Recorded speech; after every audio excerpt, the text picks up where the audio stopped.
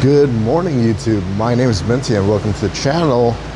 I haven't done a vlog in a second. It's been busy days, but we did film 2 videos on the days I didn't do channel updates. So that's really what took up the time. I have an awesome video coming for you guys soon, showcasing my friend Brian Huff's garage, and a quick video on suggestions on buying your first car. Today, I'm headed to physical therapy as the first thing. Let's do it.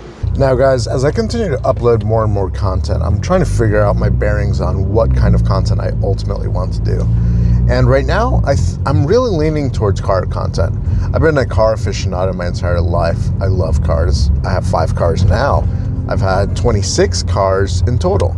I just love vehicles, and they're something I'm really passionate about. And I happen to be very lucky to have a lot of friends with some really sick rides that I'd love to make content on. So I think I'm going to be steering in that general direction, and I'm going to start with my own cars because frankly, I'm proud of them, and it's always fun to talk about cars. I know quite a bit as an aficionado, and didn't start that way, but I think that's the general direction I want to take the channel. I think it's really enjoyable, and I'm looking forward to it. Guys, I'm with my friend Brian. We are on the way to Branson. We're going to go ahead in that direction. Hopefully we'll find something to take photos of. Otherwise, Branson's always been a great time. I just finished working on the hot tub at the Airbnb property. I just needed to start letting it drain so that Emmanuel can start working on it right away. So now we're just on the way to Branson. Hopefully we get a scenic drive. I know Branson's scenery can be really awesome in the last 40 minutes of the stretch or so. So excited to show that to you guys. Outside of that, I have my editor working on the video from yesterday. So let's go. Yeah, this is just some B-roll, guys. There was not much that happened. It's the Midwest. It's kind of boring. There was an accident, so that happened. And then on the way to Branson, we went for the next 3 hours. All right, when we were on the way to Branson, we found this cute little park. It's like a Japanese-oriented park. So we're going to explore it and see what it has to offer, but a lot of photographers around, so that's always a good sign. All right, so I'm currently sitting down because we ended up finding out that this just closed November and it won't open until March again. I'm trying to get a beautiful shot of these rocks. I mean, it's still very Japanese inspired and esque. I'm trying to capture as much of it as possible without the background that is associated with it. Guys, it actually ended up turning out to be a really beautiful park. We're generally impressed. There's a lot of nature, a lot of beautiful spots, and a lot of other photographers. Really did enjoy finding this spot, and I'm gonna add it to my repertoire of future places to come. After we went to the Japanese park, we found this antique mall nearby called Relics. We were looking to see if I can find an A1 camera. Unfortunately, I wasn't able to find one for a decent price. We did find one, but it was $100 too much. So after this, we decided to go check out downtown Springfield. I didn't know what to expect. I frankly thought it was going to be a little run down, but I was actually relatively shocked. It seems to be more of a college town, and there is a lot of young people around, people my age, and it was frankly really cool. Awesome vibes that I didn't expect from Springfield. Typically, when you think of Missouri, you think of Kansas City or St. Louis. And then we found a really cool arcade called 1984. This was a super cool arcade that I did not expect to find in Springfield, Missouri.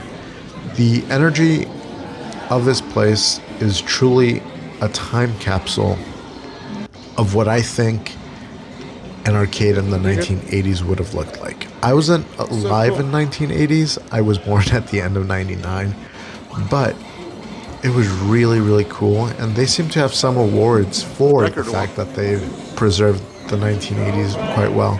They even have a record wall that has the records that have been broken through the arcade, but also if the label had a black label, it meant that a world record was broken in that arcade on one of their machines for setting a world record, which I thought was super cool.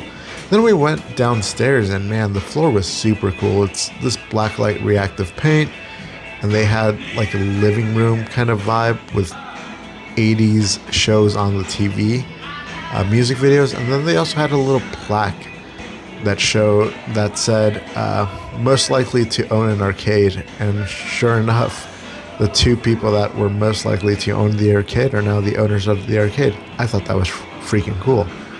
And then as you went further in, you had some pinball machines, but then you actually, as soon as you entered to the left, this felt like the most nostalgic part for me.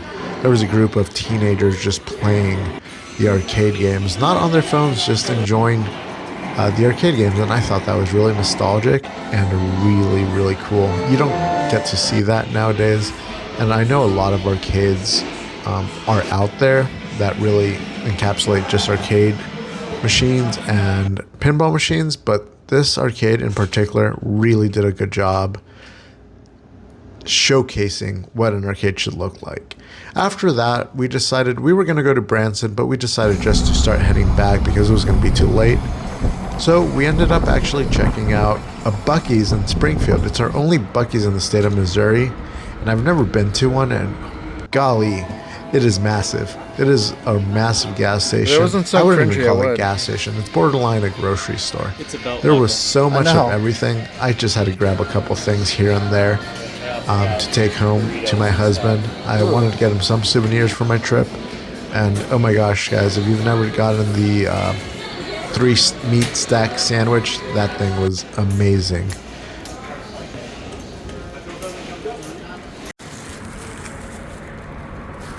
All right, guys, we just walked out with about $80 worth of stuff. Don't tell Paul. It was a really awesome store. Really enjoyed the experience. There's a lot to do in there. Lots of different things to see.